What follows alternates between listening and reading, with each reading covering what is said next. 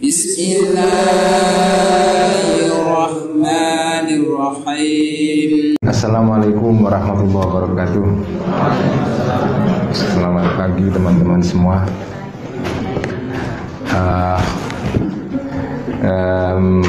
Ibnu Arabi bukan satu subjek yang mudah difahami, dan itu sebetulnya salah satu cara para filosof muslim klasik untuk melakukan semacam enkripsi terhadap pemikiran mereka. Jadi para filosof muslim itu punya cara, termasuk Ibnu Arabi ini juga bisa kita kategorikan sebagai filosof filosof mutasawwif atau mutasawwif filosof ya. Dia punya dua peran ganda. Salah satu ciri khas dari gaya menulis para falasifah atau para filosof muslim klasik, seperti pernah diulas dengan cukup baik oleh seorang penulis Amerika yang pernah ngajar di Chicago University, saya bisa lupa namanya, adalah dengan cara menulis yang tidak mudah difahami oleh orang awam. Jadi kesulitan gaya menulis para falasifah klasik di dalam sejarah Islam itu bukan sesuatu yang terjadi begitu saja. Itu adalah gaya yang disengaja supaya tidak sembarang orang bisa masuk ke situ. Ya, hanya orang yang punya kualifikasi intelektual dan rohaniah yang cukup, maka dia bisa masuk. Dengan kata lain, dia menulis dengan semacam enkripsi, seperti dalam dunia komputer modern. Jika kita mengirim pesan kepada orang lain, dan supaya pesan itu tidak jatuh ke tangan orang yang tidak kita inginkan, maka biasanya kita mengenkripsi pesan itu. Kita kunci dengan kode-kode tertentu, dan hanya bisa dipecahkan oleh orang-orang yang paham kode itu. Jadi membaca tulisan-tulisan para filosof muslim klasik seperti Ibnu Sina terutama ya, dan seperti Ibnu Arabi ini adalah membutuhkan tenaga ekstra, karena membaca karya-karya mereka itu sama dengan membaca pesan yang encrypted, pesan yang dienkripsi, yang diberikan kode. Jadi kita harus bisa menebak passwordnya, kira-kira gitu. Jadi nggak mudah membaca buku-buku seperti Ibnu Arabi ini, dan membaca ini sebetulnya bukan mudah juga. Membaca juga membutuhkan kemampuan kita untuk melakukan decoding, membuka kode-kode enkripsi dalam buku ini.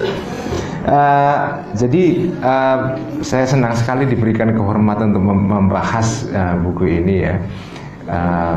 Kita sudah pernah membahas buku ini ya di Jakarta, tapi ketika itu ada kecelakaan yang agak misterius ya. Karena itu kemudian kita ulang di sini. Jadi diskusi kita tentang Ibnu Arabi, tentang buku ini di Jakarta itu direkam. Tiba-tiba rekamannya hilang, nggak tahu entah kenapa, tiba-tiba hilang saja, nggak ada bekasnya itu. Jadi saya curiga jangan-jangan Ibnu Arabi tidak mau direkam dia.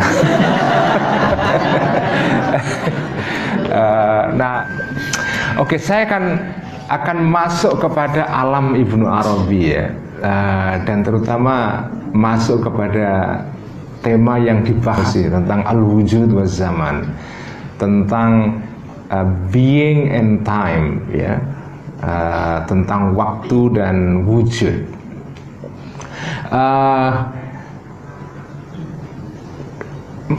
Kalau kita memahami orang-orang seperti Ibnu Arabi ini, mungkin kita harus mundur sedikit, memahami bagaimana para filosof dan para urofa ya, atau arifin ya, orang-orang arifin dalam orang-orang yang arif billah ya, di dalam tradisi Islam memahami alam raya ini, atau bukan hanya alam raya tapi memahami wujud ini. Itu menurut saya kita harus paham dulu, karena bagaimana cara mereka mengkonstruksi pemahaman mengenai kosmos ini. ya mengenai alam raya ini. Nah, di dalam pemahaman orang-orang semacam ini itu secara garis besar wujud itu sebetulnya terdiri dari dua lapis itu, ya. Dan ini sebetulnya konsep yang sudah ada dan mungkin juga dipengaruhi oleh tradisi Neoplatonisme di dalam sejarah filsafat Yunani, ya. Jadi wujud itu dua lapis. Ada wujud yang tampak, ada wujud yang tidak tampak. Dan wujud yang nampak itu adalah wujud yang merupakan kopi atau tiruan, mimik atau mimikri dari wujud yang tidak tampak. Wujud yang tidak tampak itu adalah wujud yang menjadi model, menjadi contoh, menjadi desain bagi wujud-wujud tampak pada alam materi ini. Nah, wujud alam materi itu kedudukan ontologisnya dalam bahasa filsafat, ya, kedudukan wujudiahnya itu lebih rendah daripada wujud yang tidak tampak itu. Nah, wujud yang tidak tampak itu biasanya di dalam tradisi filsafat Islam dan juga oleh para orang-orang yang menekuni ilmu-ilmu irfani itu biasa disebut dengan alamul mithal atau alamul muthul. Kenapa disebut dengan alamul mithal, alam contoh, ya, alam metafor? Karena wujud materi yang ada di dalam kehidupan kita sekarang ini itu sebetulnya hanya merupakan tiruan.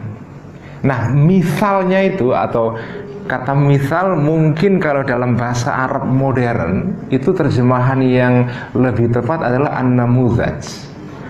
Tahu ya, namuzaj itu artinya adalah model, contoh, tapi itu sebenarnya model. Jadi sebagaimana seorang arsitek ketika membangun gedung apapun itu tidak bisa tanpa gambar. Gedung yang luar biasa indah yang kita saksikan di dunia ini itu asal usulnya sebetulnya adalah misal. Itu yang disebut dengan namuzaj, itu yang disebut dengan model. Nah, jadi wujud yang fisikal ini yang bersifat jasad itu sebetulnya asal usulnya adalah sesuatu yang non jasad, sesuatu yang rohani, yang itu disebut dengan alamul mithal itu. Nah, alamul mithal ini biasanya itu lebih tidak bisa mencerminkan seluruhnya dari model yang ada di dalam dunia mithal, dalam dunia ide, biasanya disebut dengan dunia ide, ya. Dunia fisik atau wujud fisik itu selalu wujud yang defect, yang cacat, yang kurang. Al-wujudun naqis, ya. Wujud yang kurang. Kenapa? Karena sesempurnanya wujud fisik meniru model pada alam mithal, tetap dia tidak bisa persis. Selalu ada gap itu, ya. Karena itu alam materi itu dianggap sebagai alam yang lebih rendah kedudukannya daripada alam yang bersifat mithal ini. Nah, ini sebetulnya konstruksi utama di dalam filsafat klasik atau kosmologi klasik, ya.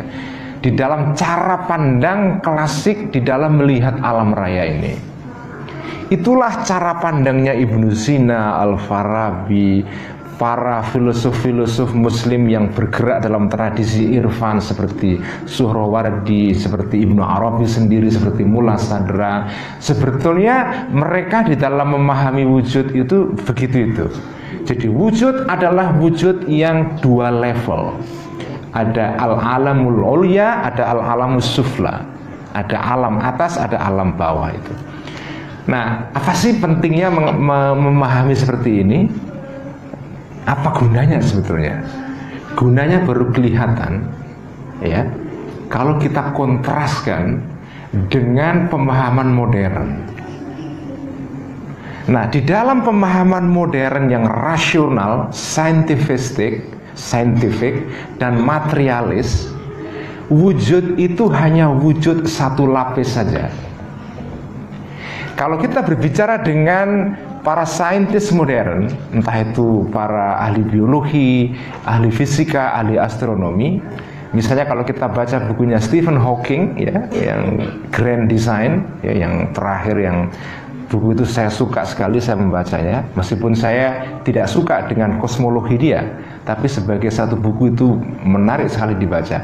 Kalau kita baca Stephen Hawking misalnya, dia mengatakan dalam buku Grand Design, alam raya ini tidak membutuhkan penjelasan di luar dirinya. Alam raya itu self-sufficient. Dia cukup dengan dirinya sendiri. Dia tidak membutuhkan Tuhan.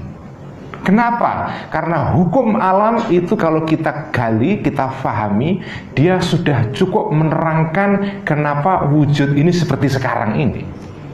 Hukum alam, hukum biologi, hukum fisika itu semua, ya, ada 4 hukum utama dalam fisika modern, ya.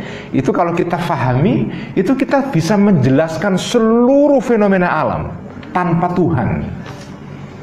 Dengan kata lain, konsepsi wujud di dalam dunia modern yang saintifik, rasional, dan materialistik adalah wujud itu hanya satu lapis. Al-wujud itu hanya wujud materi ini. Memang dalam wujud materi ini ada aspek-aspek yang tidak tampak, tetapi itu tetap bisa digali atau dicapai oleh akal manusia berdasarkan hukum yang sifatnya material, ya. Karena itu misalnya kalau kita baca teori evolusi di dalam biologi modern, ya, itu sebetulnya nggak butuh Tuhan. Kalau kita belajar biologi modern, kenapa manusia tumbuh seperti sekarang ini? Itu ada evolusi yang jutaan tahun. Dan itu semuanya evolusi itu berdasarkan proses yang sama sekali, ini bahasa dalam biologi modern. Evolusi manusia itu sifatnya adalah random. Apa itu random? Random itu artinya adalah dia tidak mengikuti pola tertentu. Dia acak saja. Dia tidak punya tujuan akhir. Dia random. Kenapa? Karena memang dunia materi itu random sebetulnya. Dunia materi itu bisa random itu apa ya? Tidak punya pola. Seperti kita berada di tengah kemacetan Jakarta itu. Nah, kalau Anda berada di dalam satu kemacetan, apa yang Anda bayangkan? Itu tidak ada hukum, tidak ada pola, tidak ada pattern, tidak ada yang namanya order. Semua itu kacau balau. Orang bergerak ke sana kemari untuk mencari jalan celah tanpa ada pola apapun. Itulah dunia materi yang random. Nah, di dalam konsepsi seperti ini itu lain sekali. Wujud itu adalah wujud yang satu lapis. Wujud adalah wujud material, biologis, physical, self-contained, itu bahasa filsafatnya apa? Tertutup, dia tidak membutuhkan penjelasan dari luar dirinya. Karena itu metafisika melalui sains modern itu menjadi mati. Sains modern itu membunuh metafisika.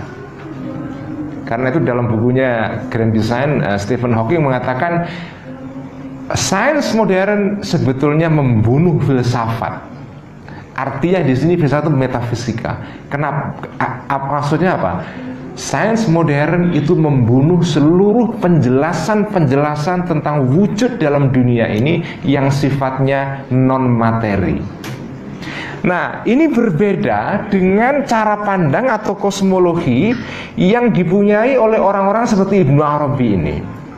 Orang seperti Ibnu Arabi dan juga tokoh-tokoh Islam yang lain itu memahami wujud ini itu bukan dalam kerangka yang materialistik seperti itu. Wujud itu sifatnya adalah dua lapis. Dan wujud yang sesungguhnya itu adalah alamul mithal, bukan wujud yang sekarang ini. Nah, sekarang saya akan waktunya nggak banyak ya, tapi ini oke lah, saya akan berusaha sesingkat mungkin. Kita akan masuk ke level berikutnya. Jadi setelah kita paham wujud itu secara struktur, ada dua lapis itu. Nah, di mana letak Tuhan di sini? Nah, dalam konsepsi orang-orang seperti Ibnu Arabi ini menarik sekali. Jadi jelas Tuhan itu adalah masuk di dalam wujud yang non material kan, yang disebut dengan alamul ghaib dalam istilah Quran ya. Tuhan adalah wujud yang sifatnya non material. Nah, di dalam konsepsi para filosof Muslim klasik, Tuhan itu digambarkan dengan sebuah sifat yang saya suka sekali. Tuhan itu disebut sebagai wahibus suar.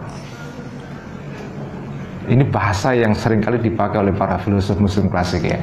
Tuhan itu adalah wahibus suar. Apa wahibus suar? Tuhan itu adalah the giver of form. Tuhan adalah Tuhan yang memberikan misal kepada dunia materi. Tuhan adalah pemberi namuzaj, pemberi forma bentuk.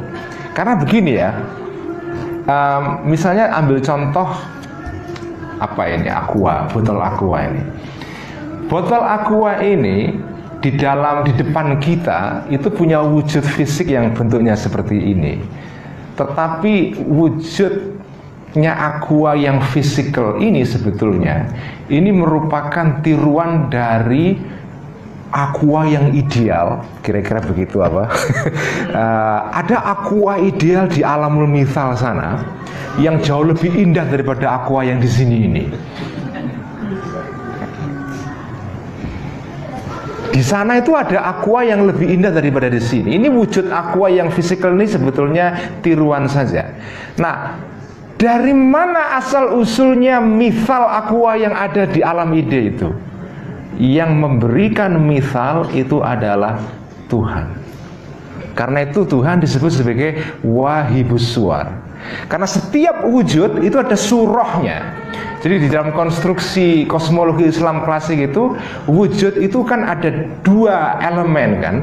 Ada yang disebut dengan surah, ada yang disebut dengan hile atau al-hayula dalam bahasa Arabnya ya. Hile itu artinya adalah materi yang menjadi dasar terbentuknya wujud ini. Forma itu bentuknya. Misalnya saya ambil contoh. Apapun wujud ini itu pasti ada bentuknya. Gak mungkin wujud gak ada bentuknya. Ada bentuk yang indah, ada yang sederhana, ada yang jelek. Tapi intinya wujud itu harus ada formanya. Dari mana asal usulnya forma itu?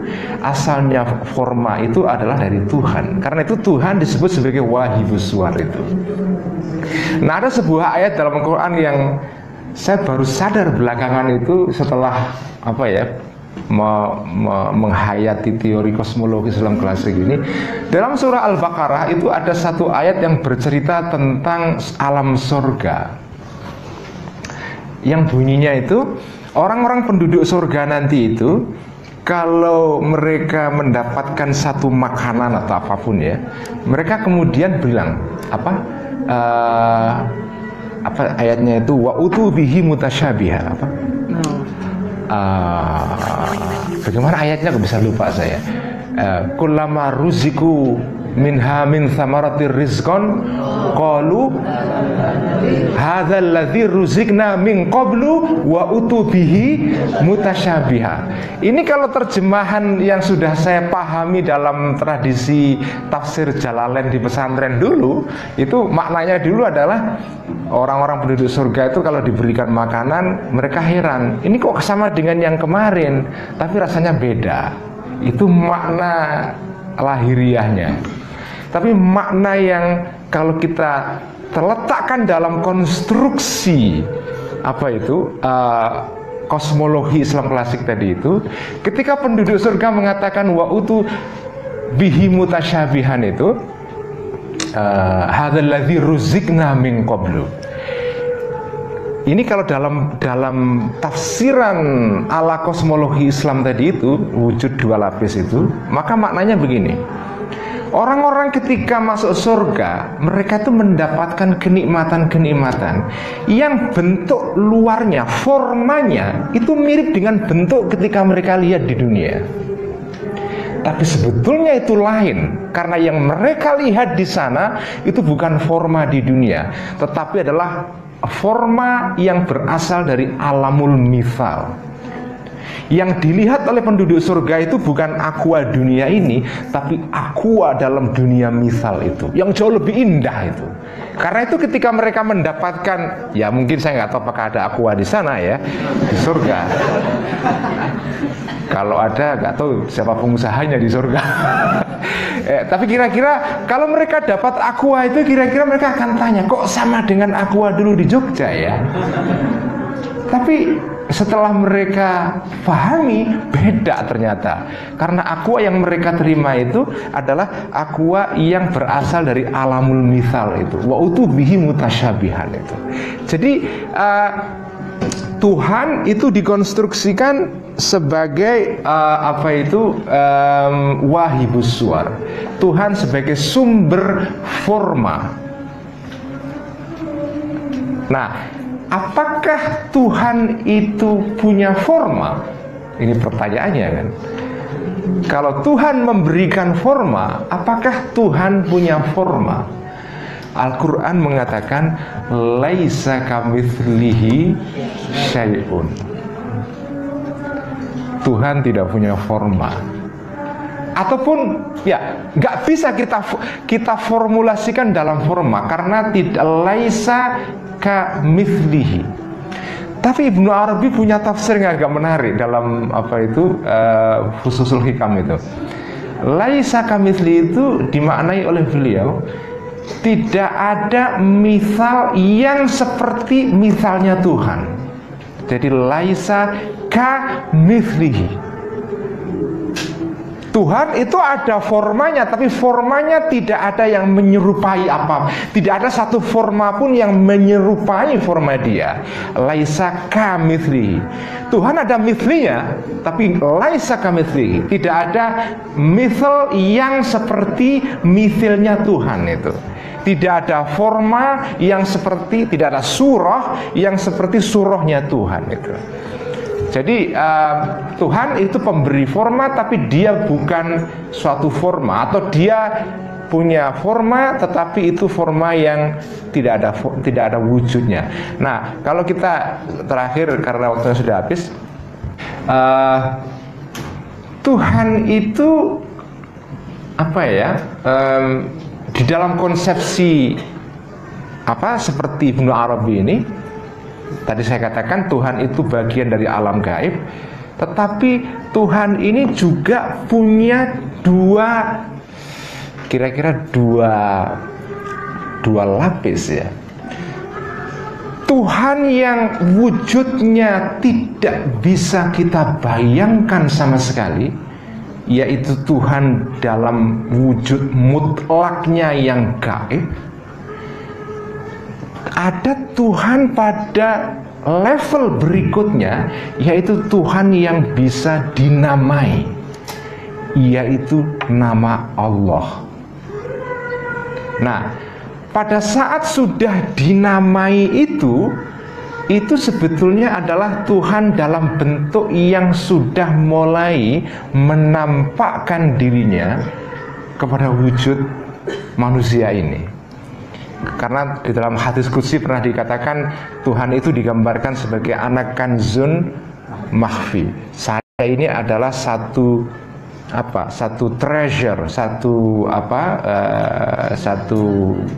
gudang atau perbendaharaan yang tersembunyi.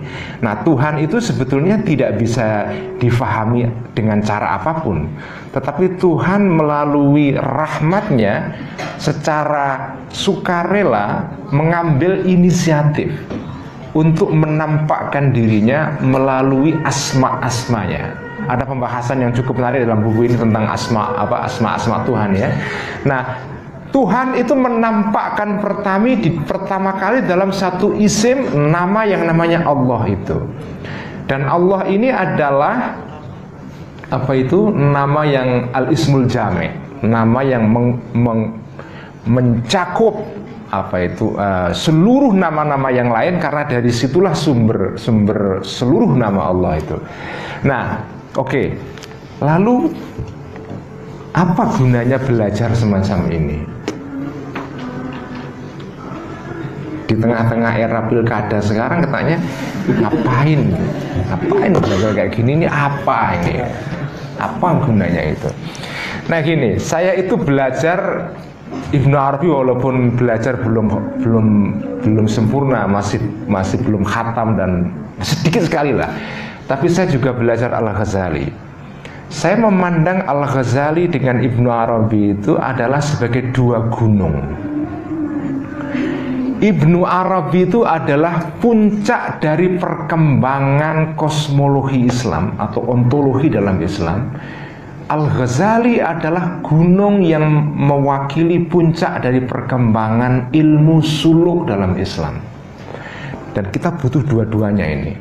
Al-Ghazali itu memberi kita wawasan tentang bagaimana kita memahami wujud ini dan zaman di dalamnya.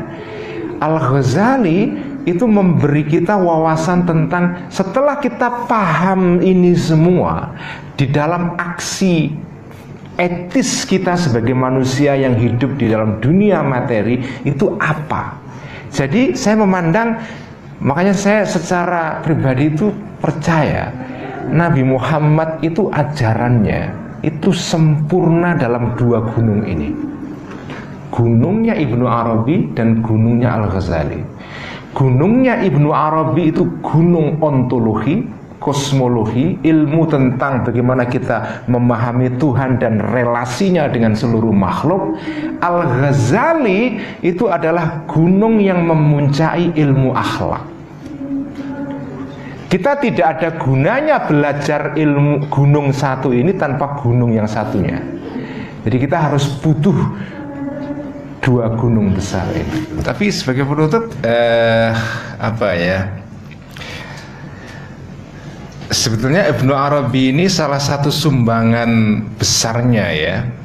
Sebetulnya sumbangan Ibnu Arabi yang menurut saya salah satunya yang penting adalah sumbangan dia tentang teori wujud ini memang. Kenapa ini penting? Memang tadi yang saya jelaskan tentang maratibul wujud atau hierarki wujud yang dua tadi itu hanya penyederhanaan ya.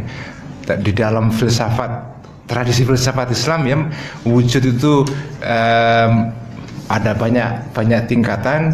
Al-Ghazali menyebut ada 4 ya, ada 4 martabat wujud. Ada wujud zihni, ada wujud akli, ada wujud khayali, ada wujud syibhi.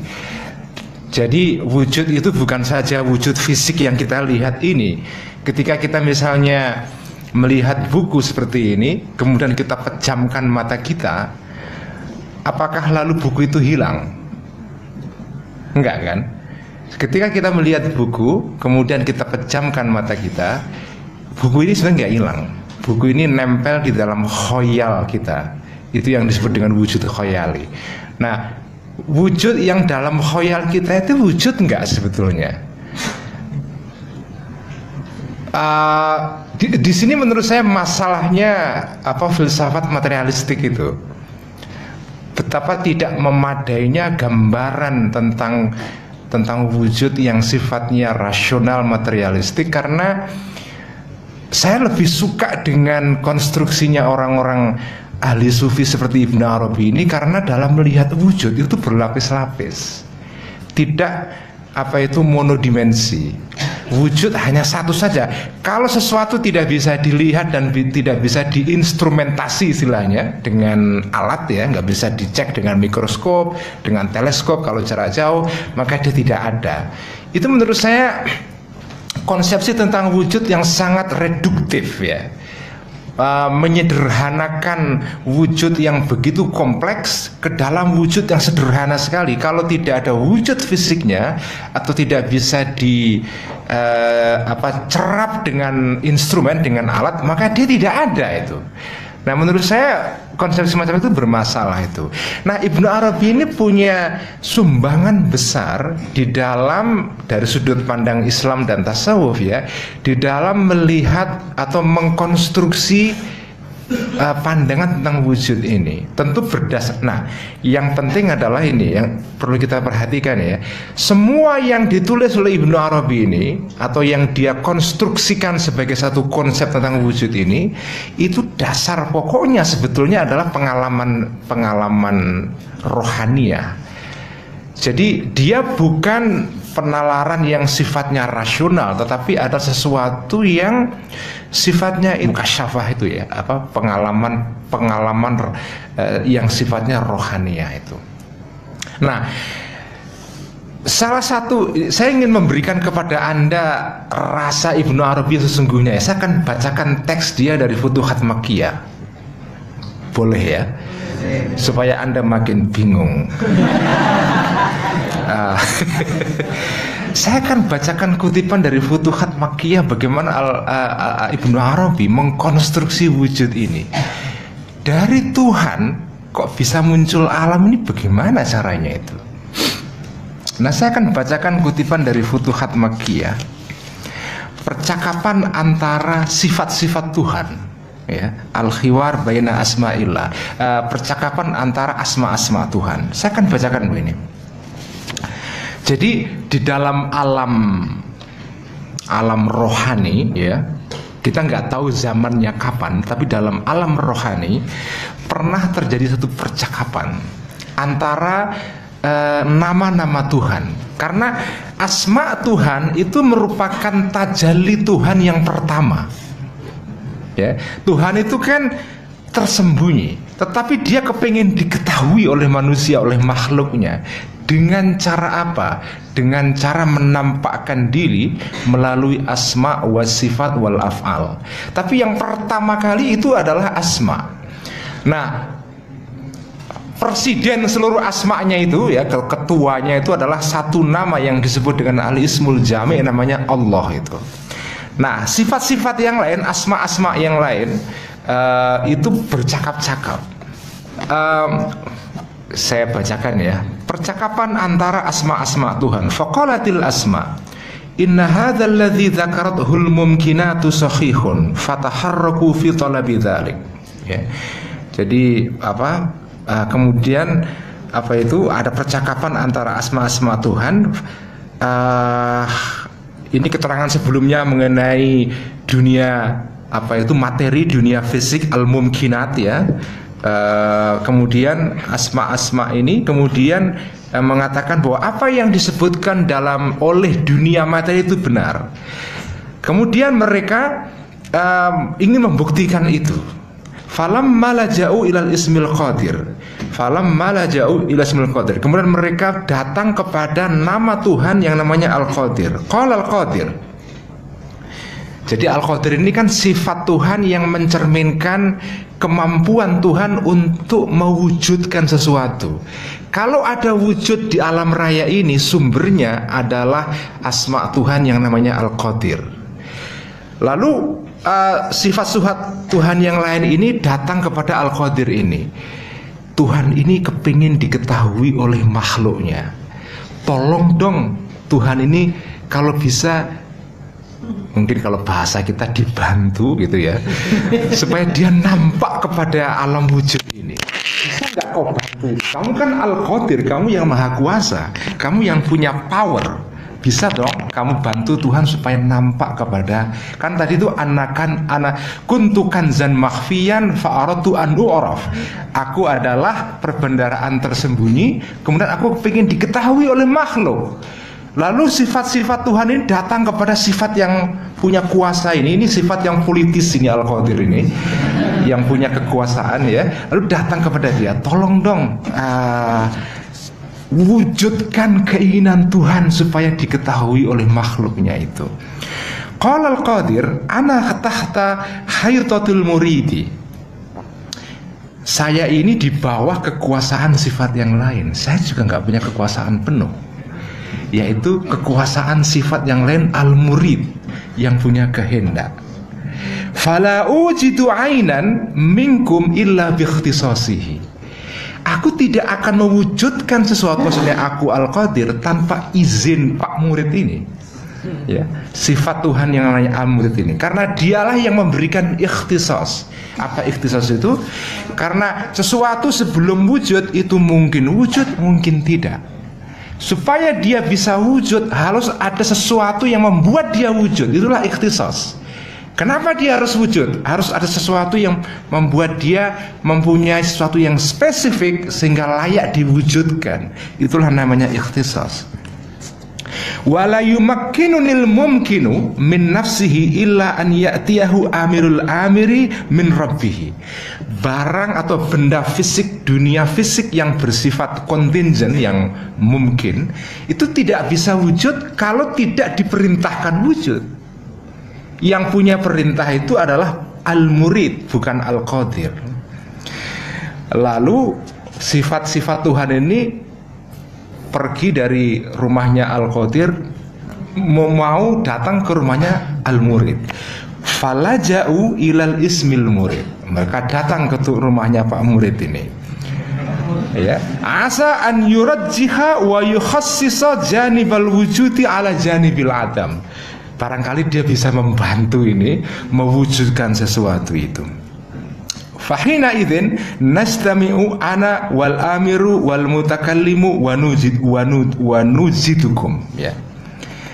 Kemudian datanglah mereka kepada Pak Murid ini supaya ada persatuan ini antara Al-Qadir, Al-Amir, Al-Mutakallim, sehingga mereka bersama-sama mewujudkan wujud fisik itu.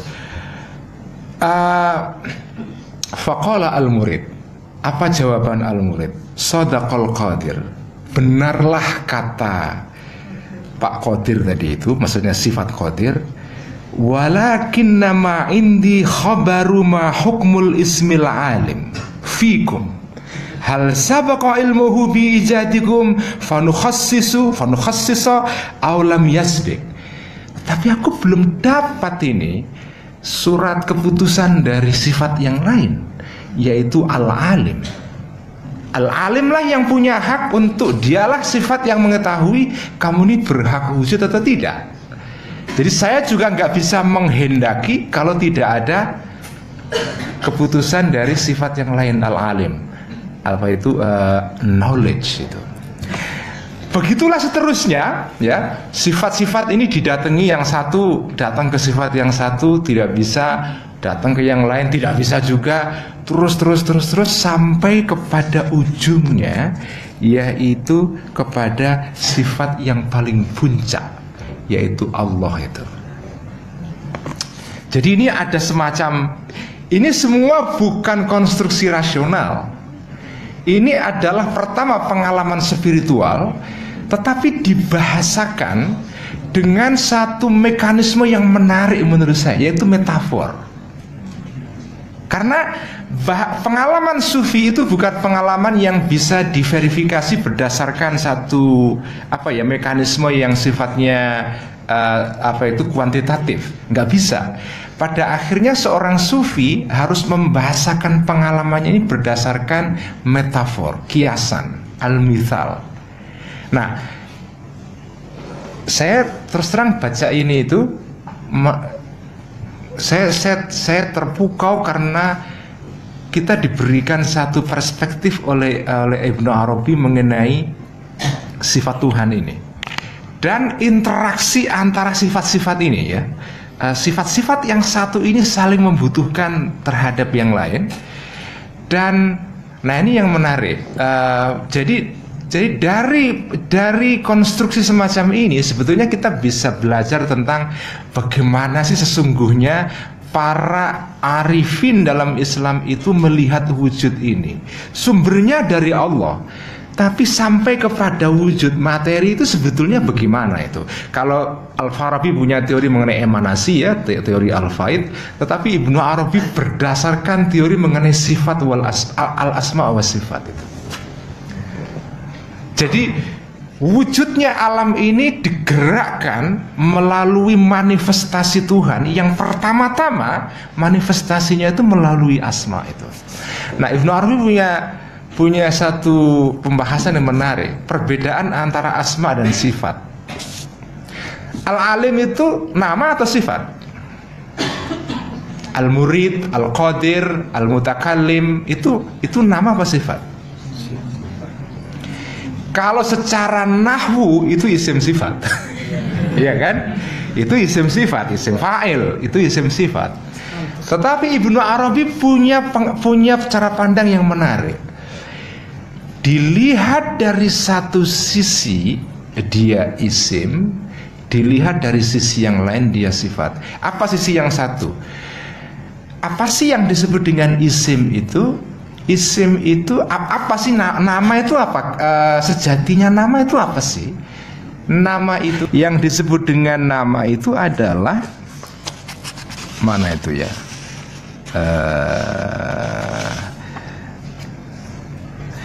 Nama itu adalah sesuatu yang dengan itu kita membedakan antara sesuatu dengan yang lain.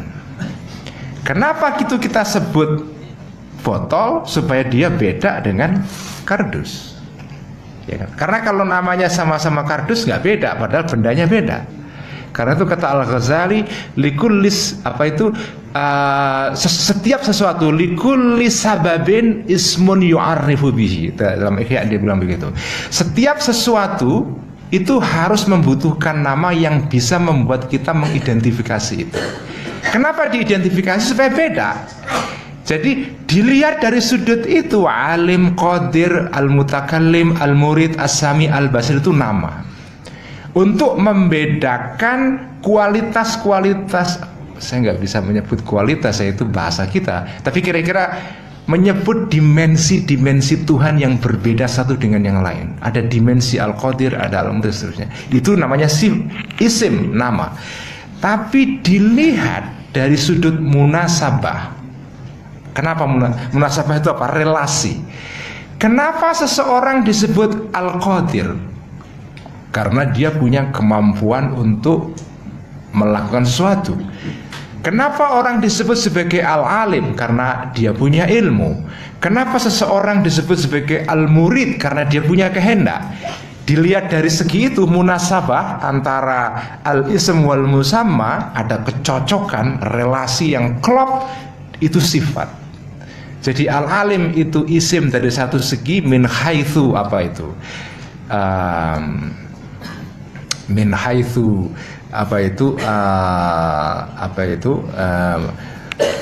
membedakan,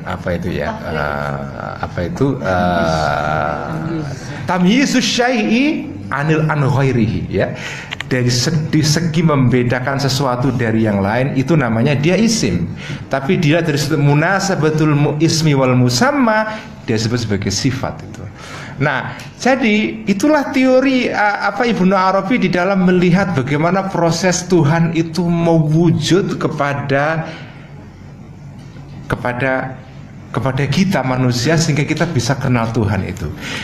Karena itu memang bisa tidak, meskipun ini perdebatan apakah Ibnu Arabi itu ajarannya wahdatul wujud atau tidak. Dilihat dari segi ini, sebetulnya memang secara tidak langsung Ibnu Arabi ini memang mengajarkan tentang bahwa wujud-wujud ini sebetulnya terkait satu dengan yang lain. Wujud itu tidak terisolasi. Jadi teori wahdatul wujud sebetulnya adalah teori tentang interrelation between being atau interrelation of being. Segala wujud itu adalah terkait satu dengan yang lain.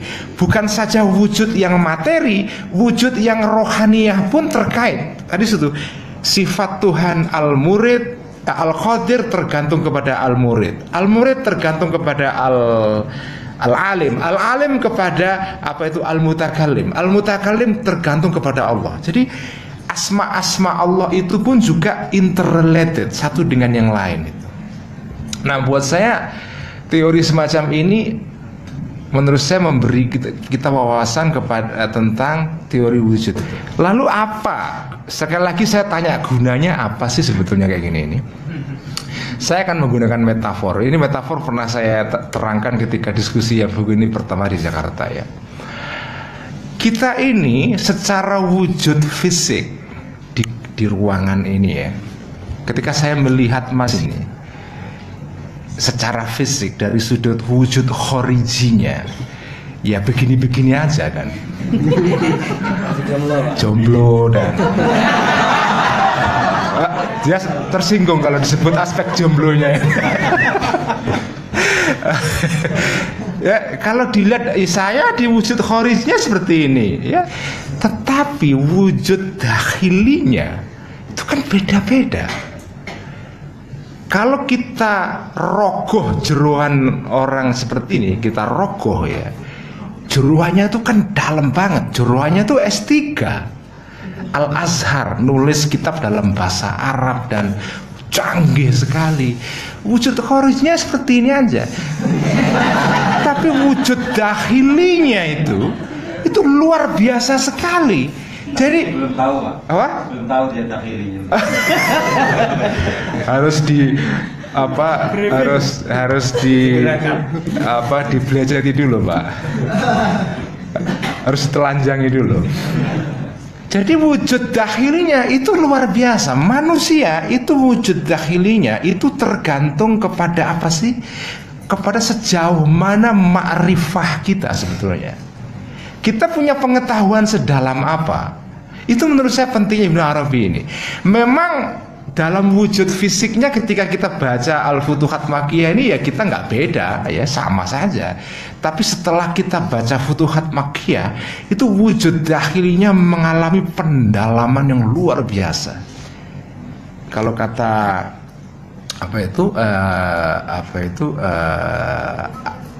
Sokrates ya, itu keberadaan atau hidup yang well examined. Wujud yang sudah diuji karena kita punya pengalaman batin yang dalam sekali. Wujud fisiknya biasa-biasa saja, tapi orang melalui wujud jeroannya itu beda-beda. Ada yang wujud jeroannya itu levelnya SD saja, ada yang SMP, ada yang S1, ada yang S3, ada yang profesor. Itu tidak sama. Wujud khorijinya sama, tapi wujud dakhilinya itu beda-beda sekali. Nah, orang seperti Ibnu Arabi ini, saya tidak ngerti wujud dakhilinya kayak apa orang ini. Gila banget. Ini laut samudra yang dahsyat sekali. Kalau kita baca Futuhat Makkiyah dari awal sampai akhir khatam, padahal itu berapa jilid itu. Baca khatam seluruh Futuhat Makkiyah dari awal sampai akhir, itu beda. Wujud dakhilinya orang yang khatam baca Futuhat Makkiyah beda dengan orang yang hanya baca Kedaulatan Rakyat saja misalnya. Lain banget itu, agak sama itu, beda banget. Yang satu ini samudra yang nggak ada tepinya, yang satu ini ember kecil. Ya, wujud dakhili yang ember kecil ya, diucak-kocak gini utah kabeh apa begini kan. Nah, orang yang semacam ini yang sekarang menguasai panggung keagamaan kita itu, orang yang wujud dakhilinya hanya ember kecil itu, yang kalau diocak-ocak sedikit sudah tumpah semua kan. Itu yang bikin geger dunia sekarang ini. Tapi orang-orang dengan wujud dakhili samudra, itu yang membuat Islam ini awet sebagai agama yang abadi, gak akan pernah hilang. Gak pernah akan hilang agama ini, karena ada dua gunung besar ini, Ibnu Arabi, Al-Ghazali. Udah gak bisa itu, gak bisa Islam ini hilang ini, karena ini samudra tak bertepi dan luar biasa itu. Makanya apa ya, saya membaca Ibnu Arabi nggak khatam, pasti nggak khatam, susah khatamnya. Tapi setiap baca satu paragraf kita diperdalam. Jadi itu kayak ngeduk sumur gitu loh. Satu paragraf Futuhat Makkiyah kita baca ngeduk 1 meter, terus gitu. Keduan dan itu nggak ada batasnya. Itu gunanya ini semua, membuat kita wujud dakhili kita itu menjadi dalam, menjadi luas, dan menjadi seperti samudra itu. Dan saya mengira Islam itu tujuannya ya ke sana. membuat wujud kita itu menjadi wujud yang, atau zaman kita ini bukan zaman dalam istilah Ibnu Arabi zaman nakis ya, tapi zaman sarmadi. Ya, zaman sarmadi itu zaman keabadian. Walaupun zaman kita, zaman kronologis kita yang diukur dengan jam ini zaman nakis, tapi melalui wujud dahilinya kita bisa mengalami zaman sarmadi yang luar biasa, zaman abadi yang itu kualitasnya adalah ketuhanan itu. Terima kasih. Terima kasih. Wassalamualaikum warahmatullahi wabarakatuh.